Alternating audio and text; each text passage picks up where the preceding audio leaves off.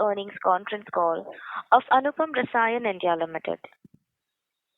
As a reminder, the participant lines will be in the listen-only mode, and there will be an opportunity for you to ask questions after the presentation concludes. Should you need assistance during the conference call, please signal an operator by pressing star then 0 on your touchtone phone. Please note that this conference is being recorded. I now hand the conference over to Mr. Rahul Thakur. Thank you, and over to you, sir. Thank you, Dhruja. Hello and good evening, everyone. I'm pleased to welcome you all to Anupam Rasayan's earnings call to discuss Q3FY23 results. Please note, a copy of all our disclosures are available on the investor section of our website as well as on the stock exchanges.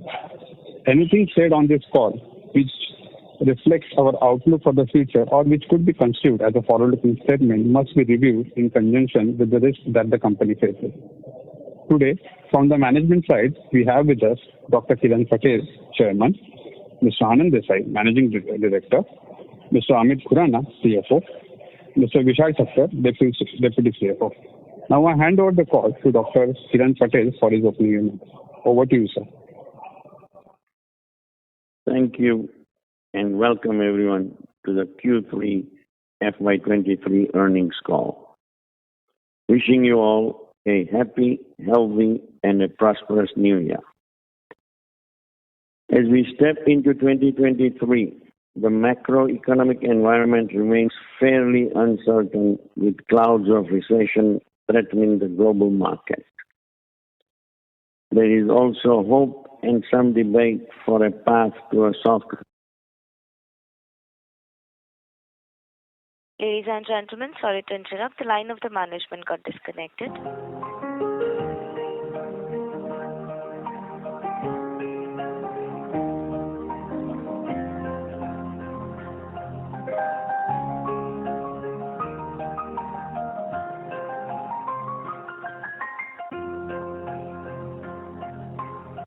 Ladies and gentlemen, thank you for patiently holding the line. The management line is reconnected. Thank you, and over to you, sir. Mr. Patel, you may please. My apologies for the communication challenges.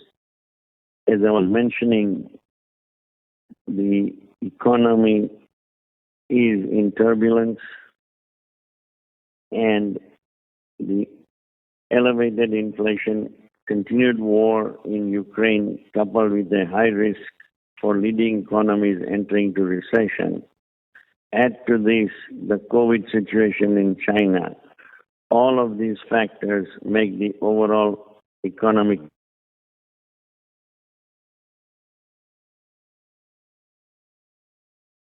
Ladies and gentlemen, the line of Dr. Kiran Patel got disconnected. Please stay connected while we reconnect.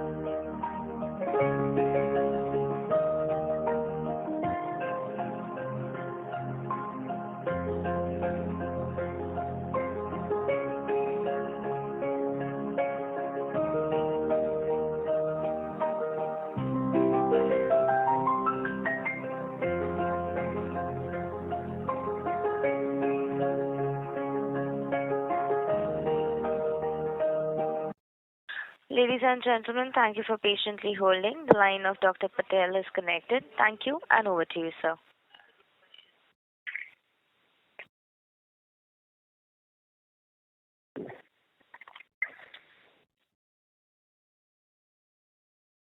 Hello.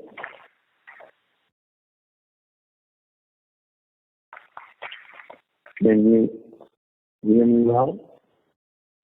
Mr. Patel, please proceed. Your line is unmuted. Okay.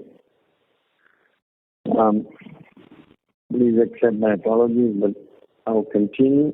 Despite the global challenges, I am very pleased to report that Anupam's product portfolio is performing very well. We have positioned our portfolio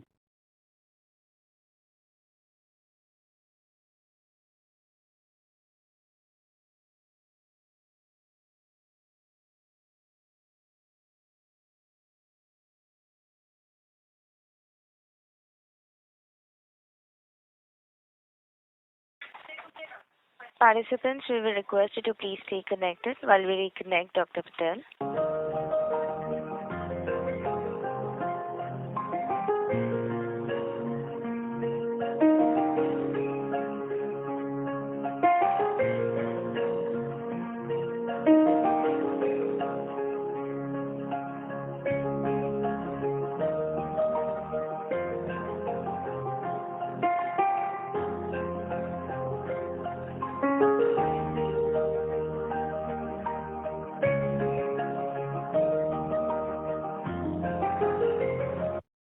Ladies and gentlemen, thank you for the patience. The line of Dr. Patel is reconnected. Thank you, and over to you, sir. Okay. Anand, if I get disconnected one more time, I will let you take over. But I wanted to let our audience know that Anupam customer base in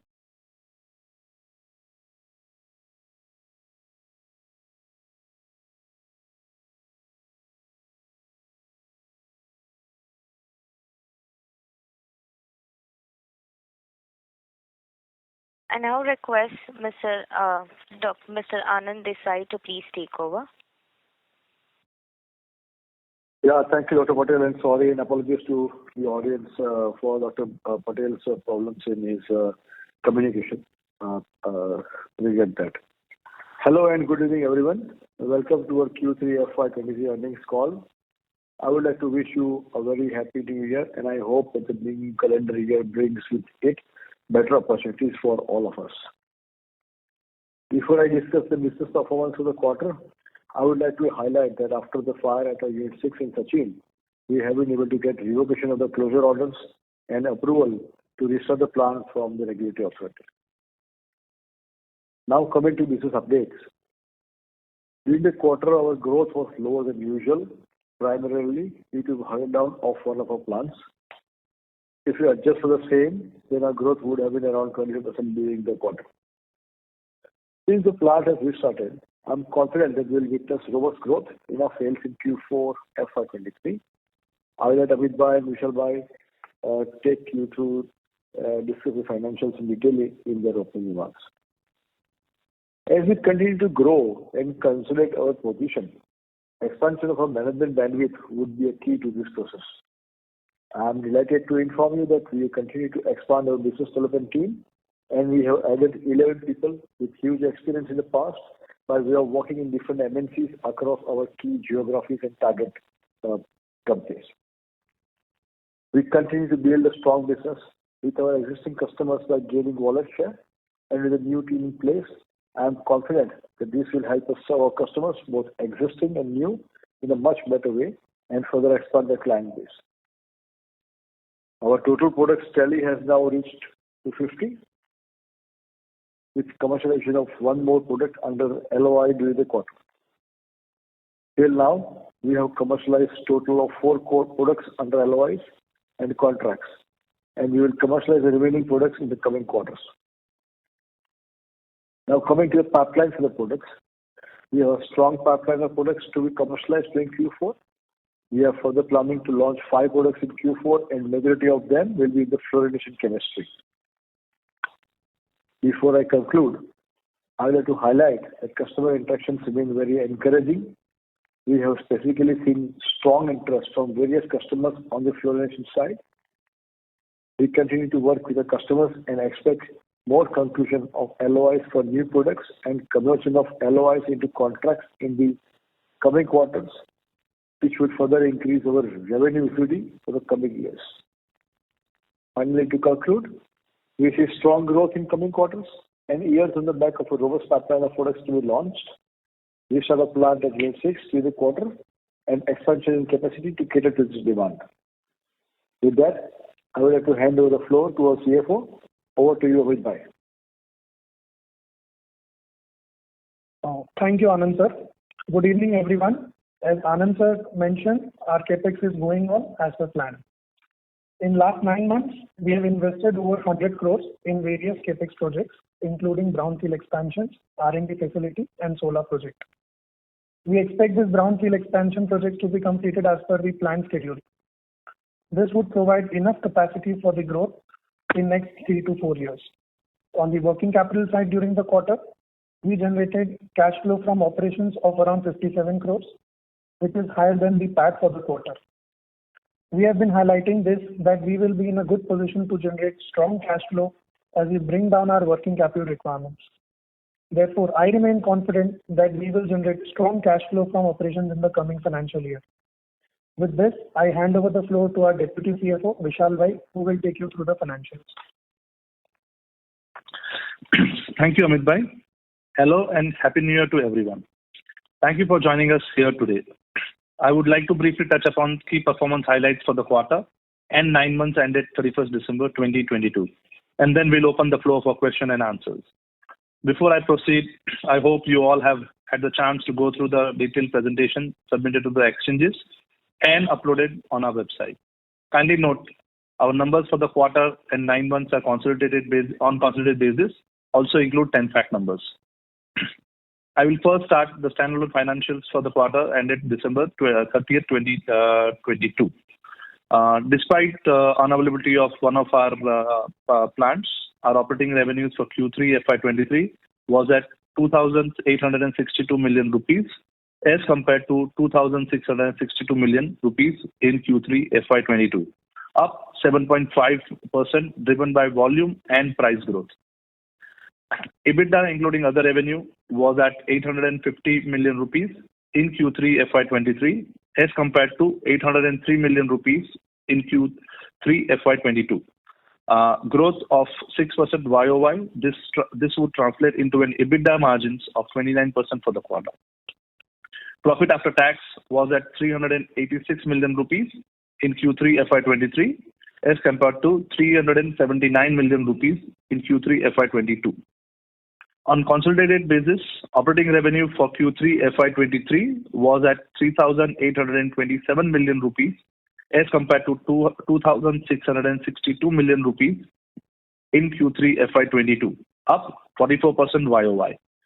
EBITDA including other revenue was at 1,080 million rupees in Q3 FY23 as compared to 800 million rupees in Q3 FY22. Growth of 35% YOY.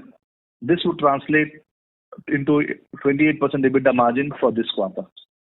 The lower EBITDA margins were because low EBITDA margin of Tenpac industry compared to Anupam's margin.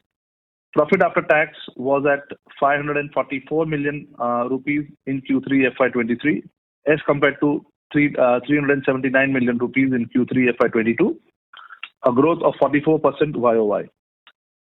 Please note, consolidated numbers for Q3 FY22 does not include Tenpac Industries number. Moving on to segment-wise performance for the Q3 FY23, our life sciences segment contributed around 231 crores rupees, while other specialty chemicals contributed to rupees 52 crores. In percentage terms, life sciences segment contributed 82% of the total revenue, and the balance came from the other specialty chemicals.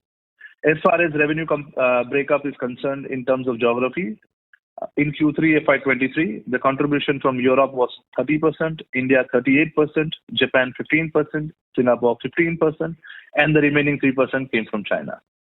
Exports for the quarter was around 62% and continues to be a major contributor to the revenue. Our top 10 customers contributed to 91% of the total revenue, and there are 24 products that we provide to them.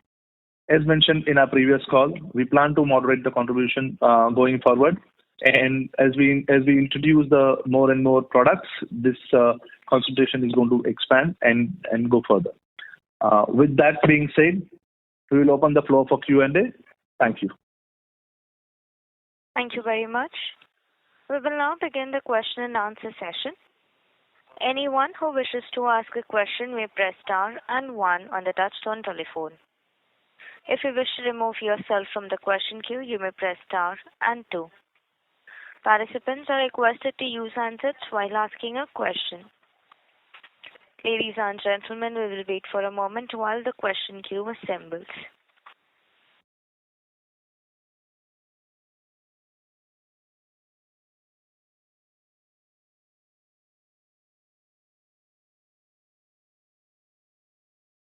The first question is from the line of S. Ramesh from Nirmal Bang Securities Private Limited. Please go ahead. Thank you and good evening. So, let me start with what Anand bhai mentioned in terms of the new products, the emphasis on fluorination chemistry. If you can indicate to what extent it will help you in terms of the growth in revenue over the next 2 years, and what will be the impact on EBITDA margins, that will be useful.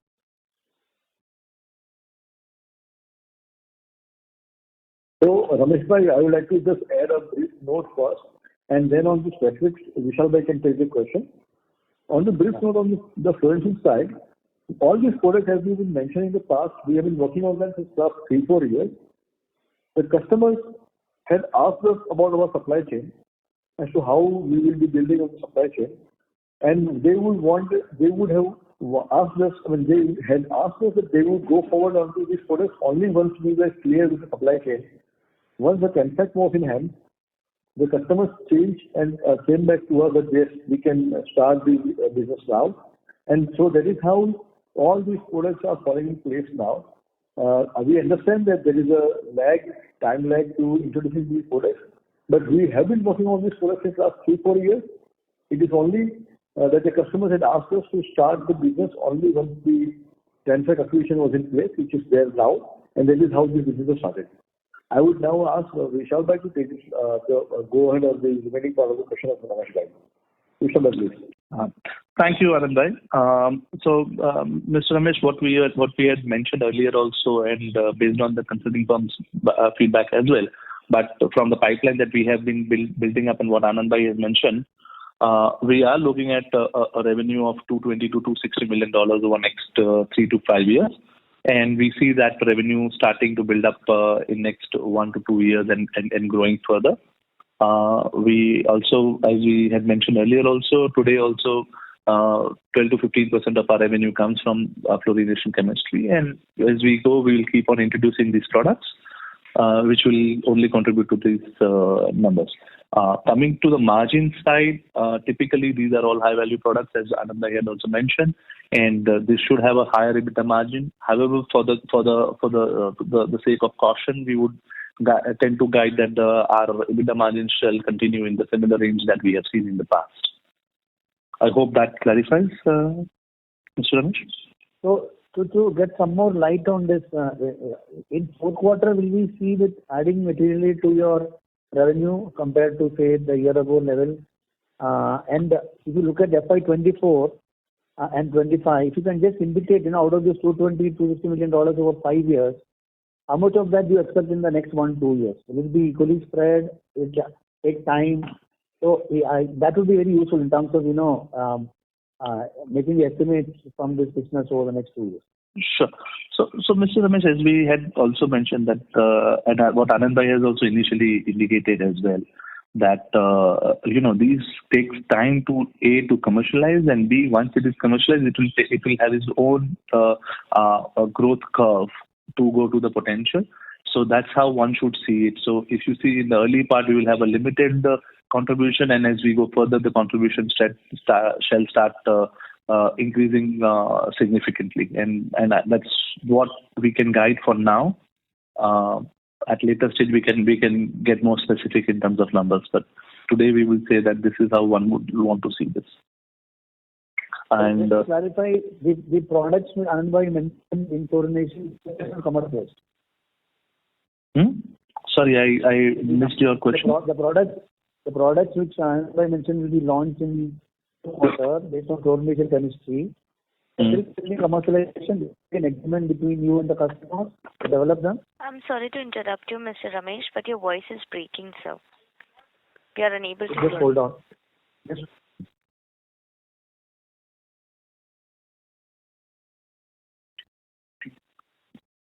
Can you hear me now? Yes, Hello? please go ahead. Yeah. So just to clarify, the number of products which Anand mentioned you are going to start from fourth quarter, are they just agreements with your customers or are they already commercialized? Which you said there's a lead time for commercialization. I was just wondering.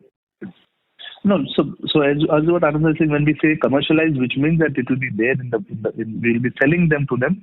The question is, it will take its time to come into the volumes that we really like the apples to be, but the numbers will start coming in from these quarters as well, right? Okay, they are commercial, but the ramp up will take time. I understand. Just can Exactly, I squeeze that's in one more question now? In terms of capex, what is our view for the full year this year, and what is the plan for FY24? So on capex next year we are looking at around about 300 crores of capex that we would be deploying for the next year, and that's the number. And year after we should be looking at around another 250 odd crores, so that we are able to deploy full capex that we had planned and declared in the next 18 to 24 months. Okay. So finally, can you give us some guidance on how you expect the TANFAC operations and investments for capex there? Because you're obviously going to have supply chain linkages with TANFAC and also adding to your consolidated revenue. So if it's possible, if you can give us some thoughts on TANFAC reuse. So TANFAC is a separately listed company. However, let me give you just a bit of a perspective from our side. TANFAC will have its own growth journey. They've done a good quarter this quarter, and we believe that they should be doing a good set of numbers over the next few years as well. They will deploy their own capital and do capex. We are working with from Anupam. We are providing them with technical expertise as well as marketing expertise and product knowledges to help them commercialize products faster and well. However, they will have their journey with their own balance sheet financing, and we would be using them for our supply chain, and that's where it would be synergizing with each of us. Okay, thank you very much. I'll join the queue. Wish you all the best. Thank you. Thank you, Ramesh. Thank you. Participants who wishes to ask a question may press star and 1.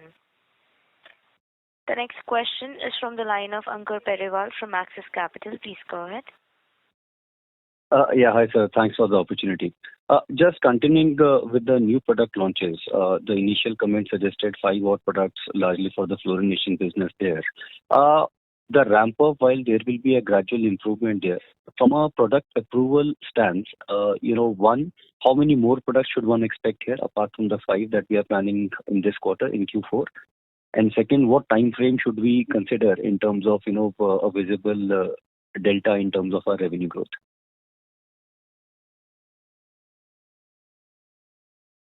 Anand, would you want to take it or should I take it? No, Vishal, you go ahead. Okay. So if we have around 14 products that are under pipeline, and that's what we are looking at commercial, launching it in next 12 to 18 months. Of which what Anand has mentioned that 5 year looking 3 to 5 year looking at it in this quarter itself, next quarter itself, so which is Q4, and we believe that we should be able to launch 6 to 8 molecules every year from then on for next. Sure. And from a product approvals perspective, any timelines that you're looking at? Because it will be catering to different industries as well, right? Agro or maybe industries. Yeah, so when we are saying commercializing, Ankur, we are also looking at, so we have accounted for the approvals and the validation from the customers as well.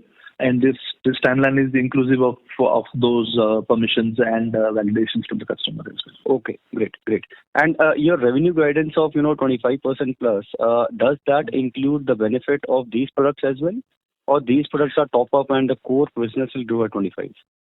No. So for us, fluorination is also core business, and Ankur, as you rightly identified, we would be looking at it on a Anupam basis, Anupam standalone basis. We are looking at this numbers. 10 fact shall be over and above that, but Anupam standalone will be this guidance that we are saying. Sure, fair enough. And just lastly, from a working capital perspective, will this business be very different from the current business? And your thoughts there from an improvement perspective. On the working capital side, see, we would love to have a business which is more a stable business, which is where the business model will try to keep it same. However, we believe that the working capital shall be more efficient than what it is today. And for our core business also, we will be looking at a downward trajectory as we have been seeing it. And also for these products also, we will have a more favorable working capital system process, working capital cycle. Okay, fair enough. That's it from my side. Thank you. Thank you, Ankur. Thank you. The next question is from the line of Saurabh Kapadia from Sundaram Mutual Fund. Please go ahead. Yeah, thanks for the opportunity. So, in your presentation, you have mentioned about you signed 2 contracts with leading European companies in Q3. If you can provide some detail in terms of value and timelines. Thanks, Saurabh, for this. So, Saurabh, this is not a very large contract in terms of revenue. If you were to look at it, there will be around 100 crores of revenue that we will look over next 4 to 5 years. However, what this was more important and why we have highlighted this in the presentation as well is that this is a product which these are the products where our customers really wanted it fast, and they were wanting to move out of Europe, and this is where this is a product which is coming straight out of Europe to our portfolio, and we could do it in a very short time period, and that's where we were enthused that the Europe Plus One strategy is now coming. Europe Plus One movement or strategy or whatever we want to call it as, that has now started playing out, and our ability to respond with that agility to serve our client was something which was a testament in this contract, and that's where we just wanted to share this with our stakeholders. So, is it with one of our existing clients? Yes, it is with one of our existing clients. Yes, you're right. Okay. So, talking about the overall working capital, you mentioned it will see a downward trajectory, but in an earlier call you mentioned that maybe by and inventory cycle, if you look at it, it will come down to FY21 level. So, should we expect by end of Q4 that should be the way ahead? Yeah, so we were fairly we've seen that trajectory well. We see that it should be in the range of 230 to 40 kind of numbers that days in terms of days that we have been tracking. And one more indicator that I can share with you is that for the 9 months we have been able to generate an operating cash flow of 155 crores. And in this quarter itself, we have done a 57 crores of operating cash flow, which is significantly higher than the profit after tax as well. So this itself is also giving us a bit of a clear indication on where our working capital is moving. Okay. And so the last one on the gross margin and the other expense. So if you look at gross margin, have come off slightly compared to last quarter, while if you look at other expense that are also reduced. So any specific reason for this? So I think the way we see our business and way we try and model our business is that if you, as we mentioned as well, that we tend to work with our customers based on at PBT levels or at for us really looking at is EBITDA levels, because that's where the thing is, because there are a few products where the cost of goods sold is less and the overheads are higher, whereas in few products there are cost of goods sold is high and the overheads are low. However, at PBT level is where EBITDA level is where we would really discuss and negotiate with our customers, and that's the number that remains consistent. And just one thing on the right, so that's where we would tend to be there. So I would look at it from that, and depending on the product portfolio, you would see that the number of gross margin or and the overheads would vary from a quarter to quarter. Okay. Was there any one-off cost due to fire? No, because we are fully insured, so that to that extent there is no cost there. Okay. Thank you. All the best. Great. Thank you. Thank you. The next question is from the line of Rohit Nagaraj from Centrum Broking. Please go ahead. Yeah, thanks for the opportunity and good afternoon, sir. So first question is, during the 9 months, what would be the revenue contribution from the LOIs that we signed during FY22? So as I understand, we signed close to about 2,600 crores of LOIs with a 4 to 5 year tenure. So what will be the contribution during 9 months?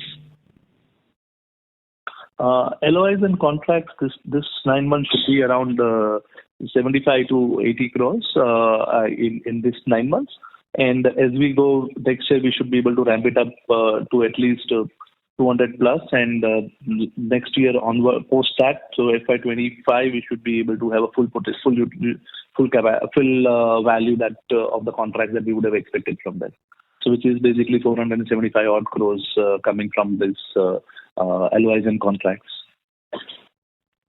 Right, got it. And excluding the LOIs and contracts, so for our legacy plant or legacy business, what is the kind of growth rate that we expect? I mean, these will be additional that will be coming in.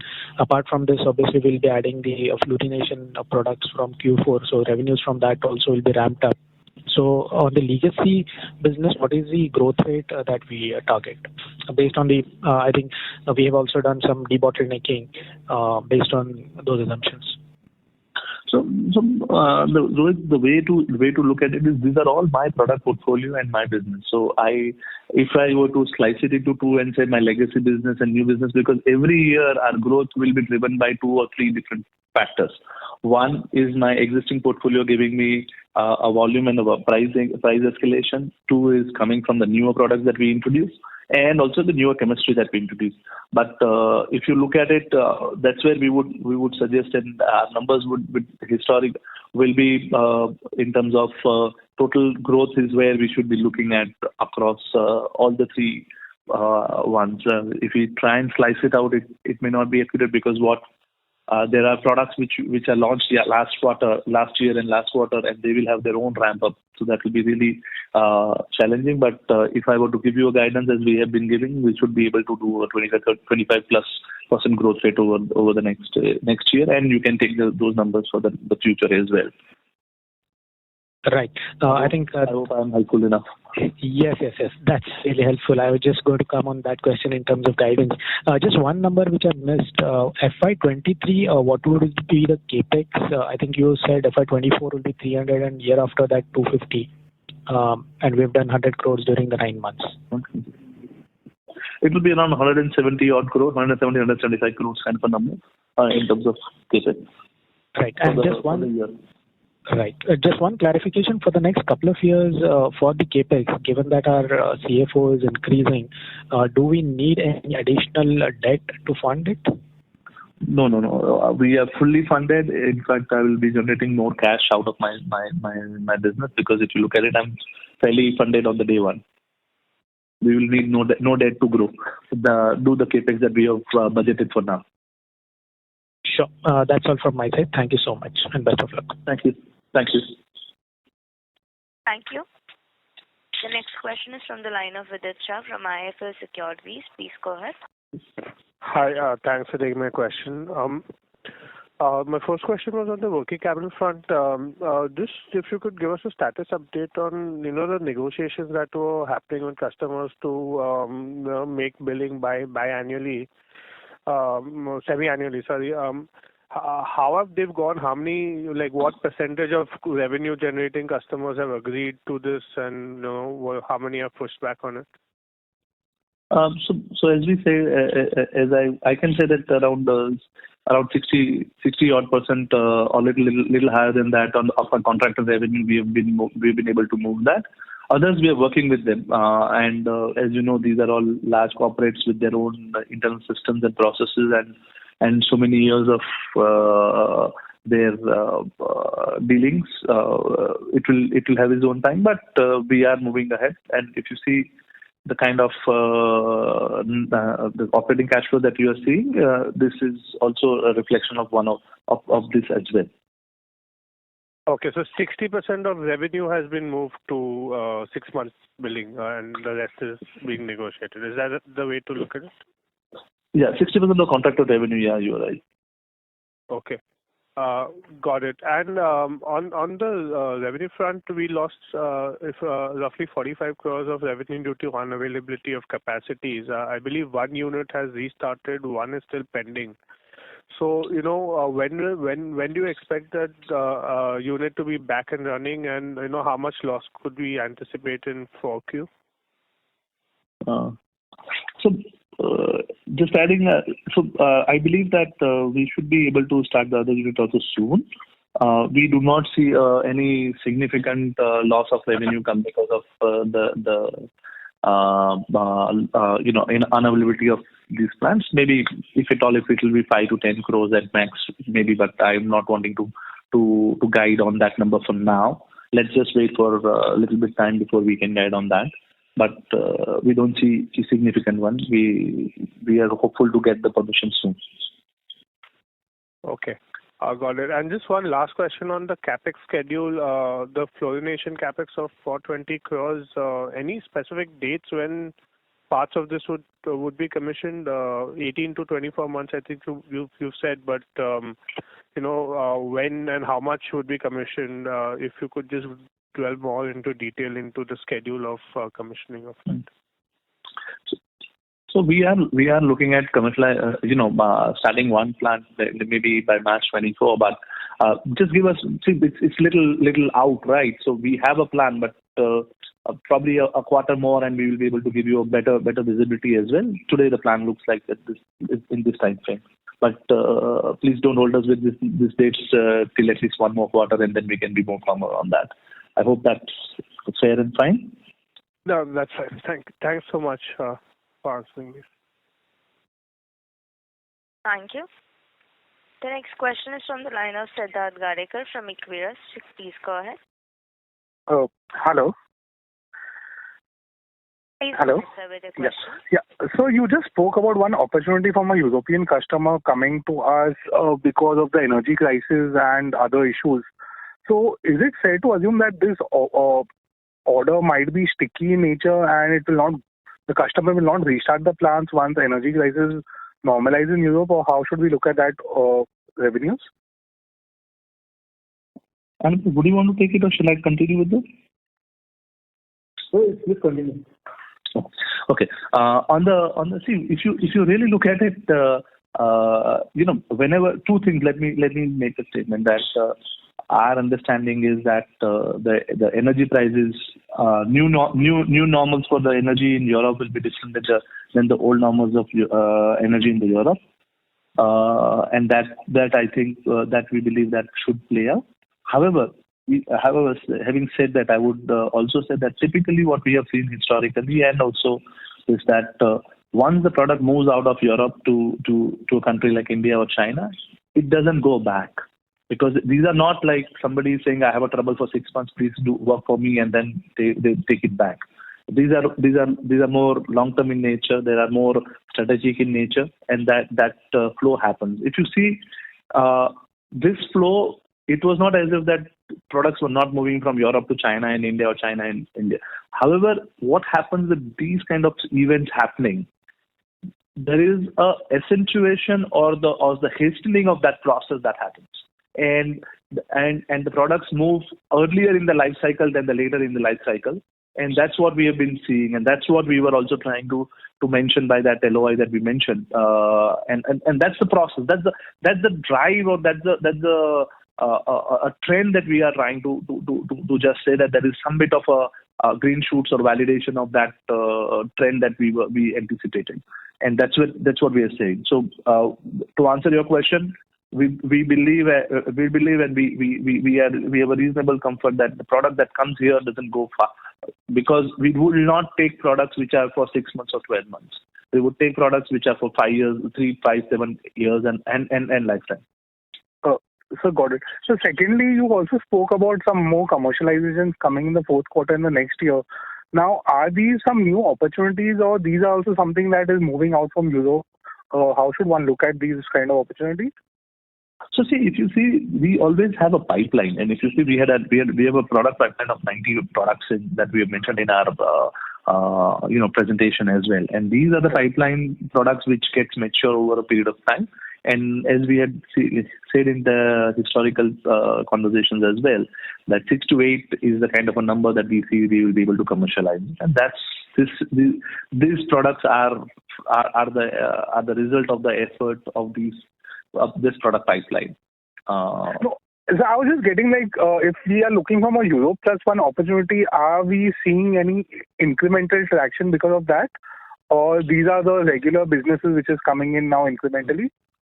No. So you're right. So that we are seeing in two different facets. If you were to see Europe plus one, if you were saying, and if you want to talk about that, one is that the new inquiries of newer products is coming in more and more, and our pipeline is getting more and more wider and more fuller in that sense. And but however, that takes 6, 9, 12, 18, 24 months to really get into a commercialization path. Right.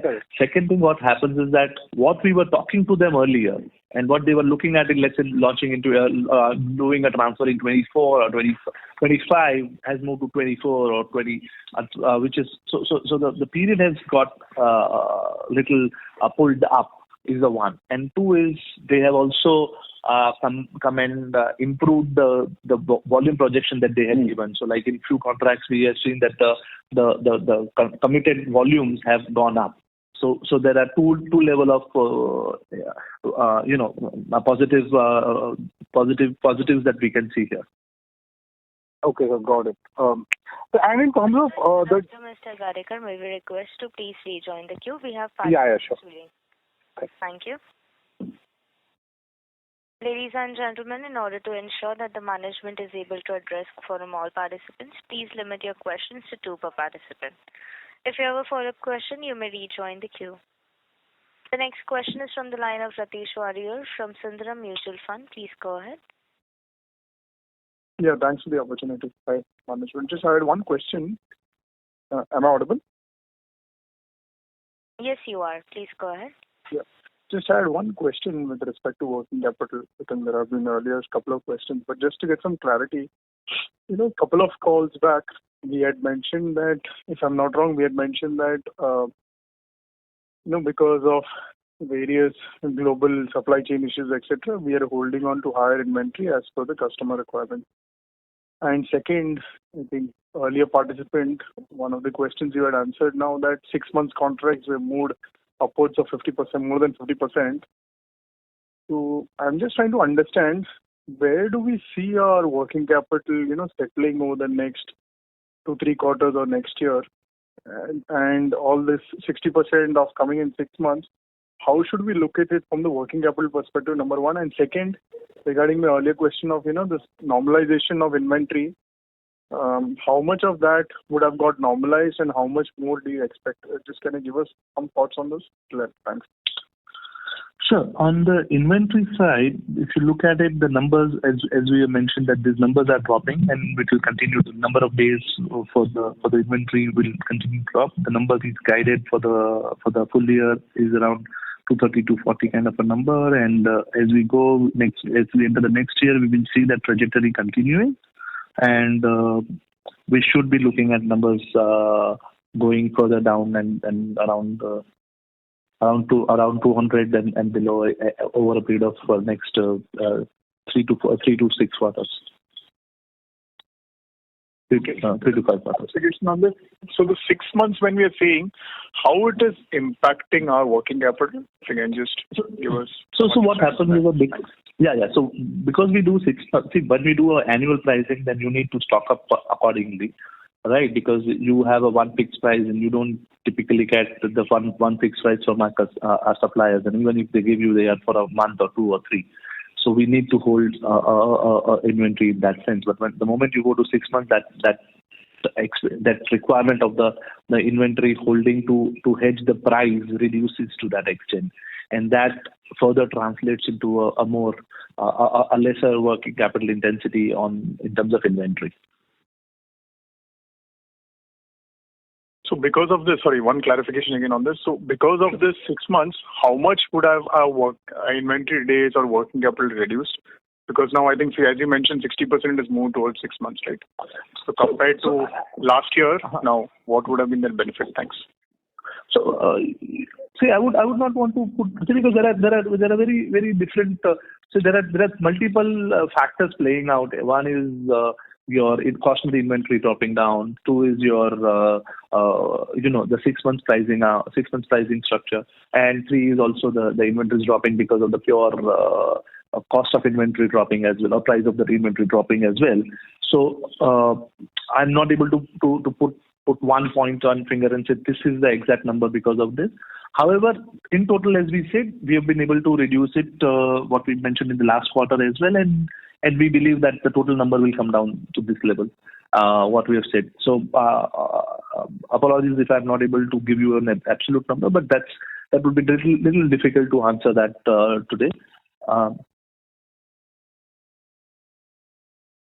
Thank you. Thank you. The next question is from the line of Pankaj from Affluent Assets. Please go ahead. Thanks for taking my question. Sir, in answer to one of the participants, you mentioned that the total opportunity, the order book for your fluorination business would be around $200 to $220 million. I suppose this would be over a period of time, 4 or 5 years cumulative. So just wanted to understand, is this would this business repeating again, or it will be one-time business? Second question is, we have a pipeline of 6 to 8 molecules launch every year, as you mentioned. So, and currently we are having margins of around 28-30%. So how sustainable are these margins in wake of these launches? And the third question is, given that top 10 customers of ours contribute around 91% of our revenues, what are we doing to rationalize this? Thanks. Okay. So first is when we mentioned that it is $220 to $240 million, we are talking about an annual revenue that we are talking about. That is the first thing, and so we believe that number continues, because if you see historically, the product that we sell today, we continue to sell it for a longer term and longer tenure. So that's the first answer to the question. Second, I missed your question. Can you please repeat the second question, please? Well, one of the question was, our top 10 customers contribute 91% of the revenues. What do we do to rationalize this, rather than reduce this dependency? Okay, so see, if you look at this trajectory has been there. If you see, we earlier 5 to 7, 8 years back, our 2 customers used to contribute 80 to 90% of our revenue. Today, that is 10 customers. And in terms of products, if you look at it, there are 24 products servicing these clients to contribute to 80 to 90% of revenue. If you look at it, and that's one. And as we continue to introduce more and more products, and also cater to more and more customers, as we have mentioned, and as what Anand Bhai also said in his opening statement, that number will continuously drop further. But just to give you one context, that if you look at from an agrochemical side, the top 5 agrochem players would contribute 70 to 80% of the revenue, of the 70% of the market. And to that extent, there is so much that you can diversify beyond a point in the industry which is structured in this manner. Okay, so you mentioned that. Having said that, we continue to expand our product customer base also. If you look at it today, we have 27 MNC customers with over 70 customers. Today we have around 50 products. So as we expand the number of customers and number of products, that diversification shall continue to happen. Okay. So you mentioned that $200 to $220 million of revenues from fluorination is annual number. So this, I suppose, would be maybe 5 years down the line. So do you mean to say 5 years down the line, fluorination business would be as big as what our business currently is? And one of the questions I also mentioned is that since we are launching 6 to 8 molecules every year, how sustainable are our margins to the tune of 28-30%? So first, yes, the answer to your first question on fluorination, yes, fluorination will be a sizable business for us. So that's something which I agree with you.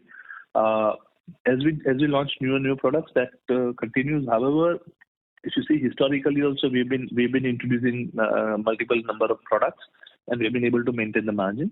We believe that we will be able to hold that margin, and the way we do our business, where we have a lot of value addition, we do complex chemistry with multiple steps in terms of processes, which will lead to a margin which will let us have the margins that we have been asking to our customers. And that's our model, where we do a transparent cost plus model, where we expect this kind of a margin, and that's how we do our business. So we don't see that number changing anything significantly from here on.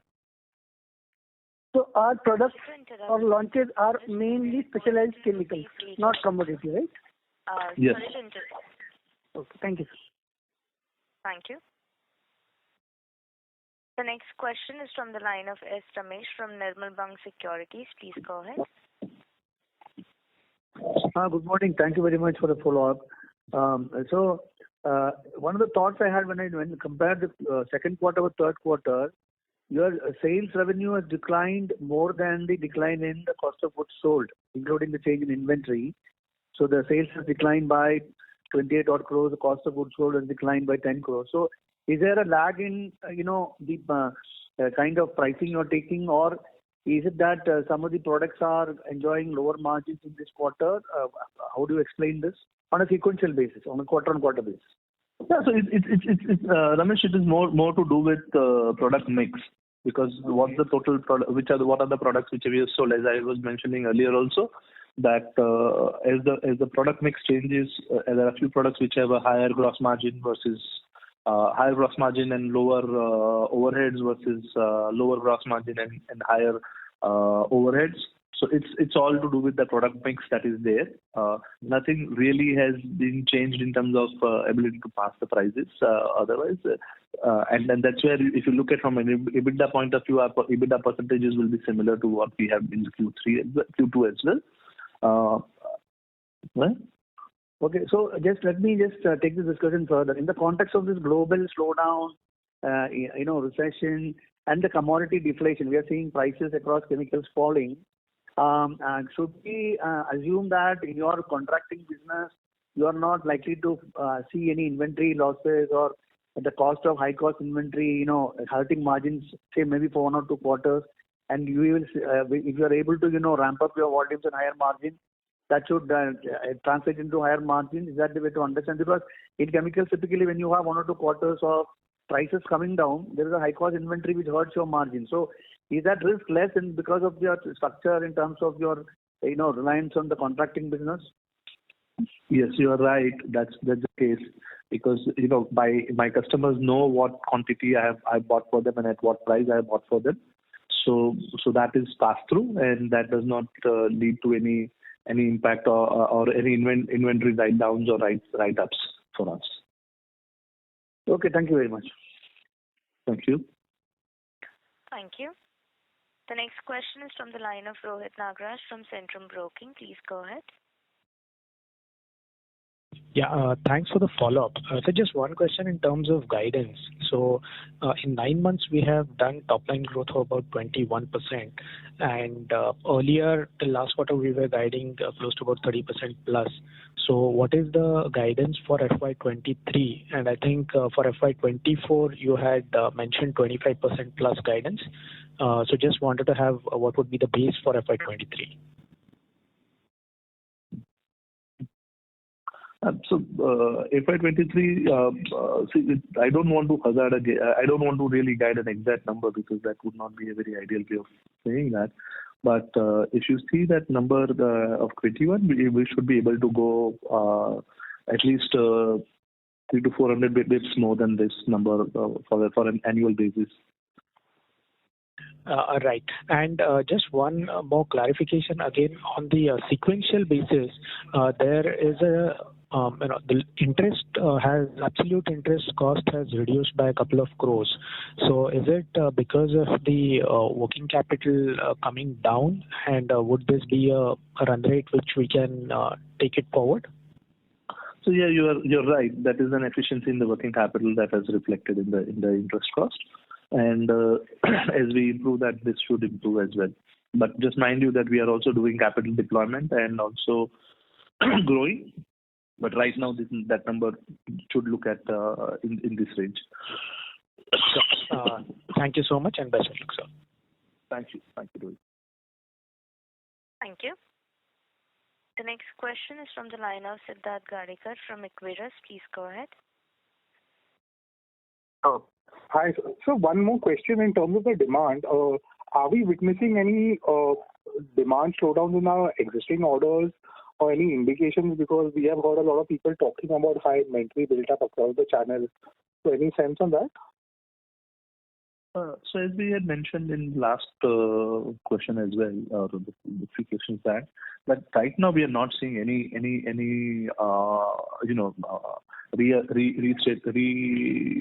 revising the demand outlook from our customers. And as we said also, the business model is such that we will have a long-term visibility of these volumes. And second, if you really look at it, for us at least, we have seen that the net effect of a Europe situation has been beneficial for us. As I also mentioned that on the few of the contracts when we revised, we got a higher volume, minimum volume guarantees on this. So they have upped it, and that's something that and we are witnessing for now. So for now, I would not say that we have any down revisions or any cautionary indications that we have got from our customers. So, and have we received indicative volumes for FY24 that is still pending? So as I said, right, that we have a visibility. The contracts are there with this, and the volume is practically there, and it's about the price that we revise every 6 months and 12 months as the case may be. So in terms of volumes, we don't see any major issues going ahead also, at least for the next 3 to 4 quarters. Would that be a fair understanding? That's a fair assessment. That's a fair assessment. Okay, sir, got it. Thank you so much. Great. Thank you. Thank you. Ladies and gentlemen, due to time constraints, that was the last question for today. We apologize to the participants who did not get the chance to ask questions due to time limit. I now hand the conference over to the management for closing comments. Yeah. Thank you everyone for your questions. We hope we have been able to answer most of your queries. If you missed out on any questions or queries, kindly reach out to us through our IR advisors, EY, and we'll be happy to get back to you on an offline basis. Hope you have a good weekend. Look forward to your continued support in our growth journey. Thank you. Thank you. On behalf of Anupam Rasayan India Limited, that concludes this conference. Thank you for joining us, and you may now disconnect your lines.